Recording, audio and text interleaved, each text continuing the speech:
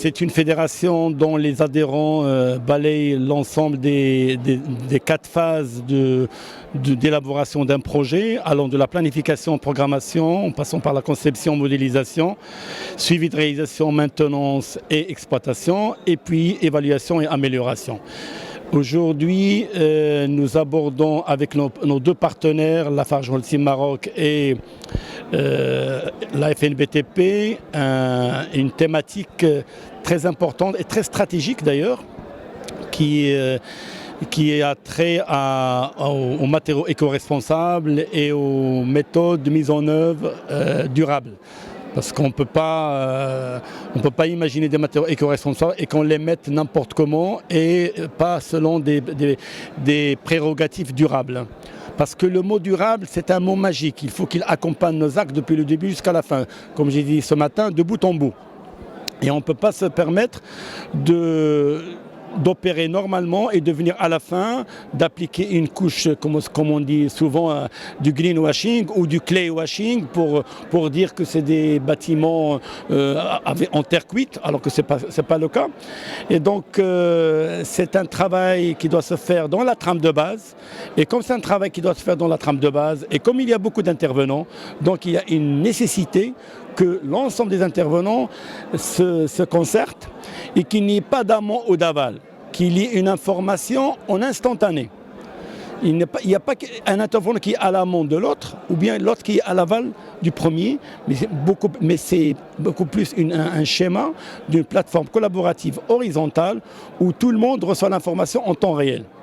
Et c'est ça l'Open Beam finalement. Et donc c'est pas par hasard qu'on parle de l'Open Beam dans une telle conférence, parce que ce défi de réussir un acte durable, un vrai acte durable, ne peut se faire qu'à travers les synergies entre les acteurs. Lesquelles synergies se sont avérées très difficiles par les moyens traditionnels. Et donc pour tourner cette page du passé, nous avons une chance aujourd'hui avec ces plateformes collaboratives, avec ces outils universels, peut-être de vaincre un peu certaines résistances culturelles, comportementales, etc., etc. Et je crois que le moment est propice. La preuve, c'est qu'on est arrivé, alhamdoulilah, à signer 3 conventions aujourd'hui. Et auparavant, il y avait une convention signée par Smart Building International, qui est une association de référence mondiale, basée en Grande-Bretagne, qui est le pays inventeur du BIM, en fin de compte, et de tout ce qui est modeling. Et cette convention qu'on a signée en octobre, je crois, à Marrakech, avec Smart Building International, et on a aussi appelé avec nous la FNBTP. Donc en novembre, on a fait adhérer l'Ordre national des géomètres topographes à cette convention. En fait, c'est une convention ossature, noyau dur, pour que autour d'elle qu'on puisse bâtir quelque chose de solide, et que bien sûr l'adjonction de tel ou tel intervenant doit se faire avec beaucoup de précautions, progressivement, doucement mais sûrement, parce que sinon, si on fait une erreur de casting, ça risque de freiner. Et on n'a pas de temps à perdre, surtout que le Maroc s'apprête à des échéances de plus en plus pressantes. Et on va avoir droit au syndrome de l'urgence. Tout est urgent, on doit terminer avant. Et quand tout est urgent, à ce moment-là, les aspects des coûts, délais, qualité peut-être, même si la qualité elle est indexée au paiement, donc on fait attention plus. Mais l'aspect sécurité, environnement, ça sera les parents pauvres.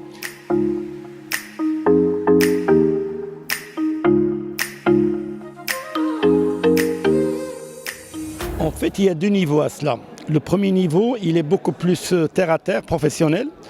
Donc il faut déjà, au niveau des cahiers de charges et ce qu'on appelle les CPS, les cahiers de prescription spéciale ou les cahiers de prescription commune, il faut qu'il y ait plus de courage et plus d'imagination et plus d'innovation dans ces cahiers de charges. Parce que sinon, avec les mêmes moyens, on aura les mêmes résultats, sinon pire. Et donc ces cahiers de charges doivent être revus est basé sur une vraie analyse des risques et non pas sur une approche analogique. Ce n'est pas parce que ce projet ressemble à tel projet qu'on va lui demander les 2/3 du volume du premier projet.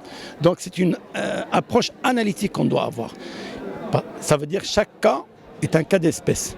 On doit concevoir ces cahiers de charges comme si on confectionnait une veste sur mesure sur une personne. Ce n'est pas la veste grande surface qu'on achète taille standard. Donc ça c'est le premier niveau professionnel. Maintenant, il y a un deuxième niveau qui est d'ordre incitation fiscale, financière, tout ce qu'on peut dire, d'ordre financement aussi, faciliter le financement, une discrimination positive du financement. Je finance ce projet parce qu'il est éco-responsable et je finance moins l'autre projet. Et donc ça, c'est des leviers qui sont à même justement de changer un peu la donne. Parce que l'argent, c'est le nerf de la guerre. Donc si on n'arrive pas à vendre ou si on n'arrive pas à financer un projet aussi durable qu'il soit, eh ben, il ne verra pas le jour. Donc moi, je trouve que c'est un travail collectif, c'est un effort collectif que nous devons mener avec les pouvoirs publics, pas contre eux et non plus eux contre nous, mais on doit le mener avec les pouvoirs publics. D'ailleurs, la preuve, c'est que le contrat-programme qu'on a signé avec 10 ministres en 2018, notre fédération, sous la coupole du chef de gouvernement de l'époque et qui a été reconduit en 2022 avec l'avènement de l'actuel gouvernement. Donc c'est un processus qui continue, donc qui est transgouvernemental. Donc ça ne dépend pas de l'équipe qui est à la commande. Alors dans ce contrat-programme, il y a la notion d'éco-construction, il y a la notion de notation et de rating des logements, comme ce qu'on voit d'ailleurs à l'extérieur, d'ailleurs à l'étranger. Vous avez même pour louer un studio, les gens sont tatillants, sont très regardants sur la notation énergétique. Communication, sensibilisation et incitation, parce que s'il n'y a pas d'incitation, la communication va se transformer en charlatanisme et bon, ça sera un effet de com', un effet de mode et ça s'arrête là. Celui qui voudrait redorer son blason, eh ben, il va communiquer autour d'un sujet fétiche, comme fut à un certain moment le sujet de la qualité.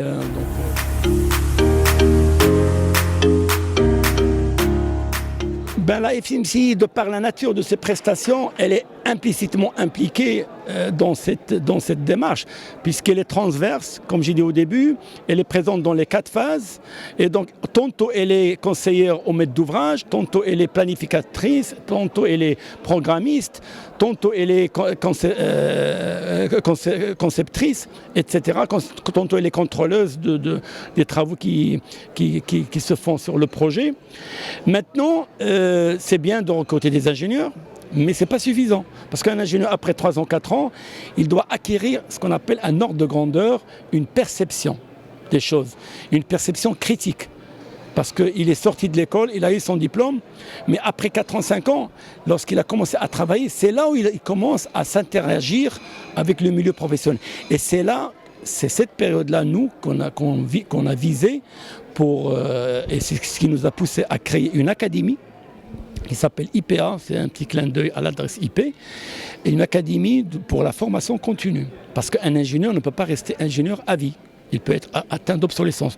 Combien même d'ingénieurs qui n'ont d'ingénieur que le titre.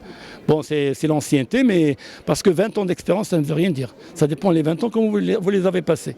Si vous les avez passés dans le même poste, sans aucun risque, d'ailleurs les anglo-saxons, les américains, pour eux, le premier critère, c'est la mobilité.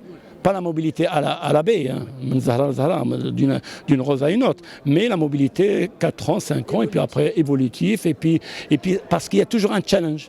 Quand on bouge, il y a un challenge. Par contre, quand on est en zone de confort, on ne fournit pas d'efforts, et puis on envoie son cerveau en congé.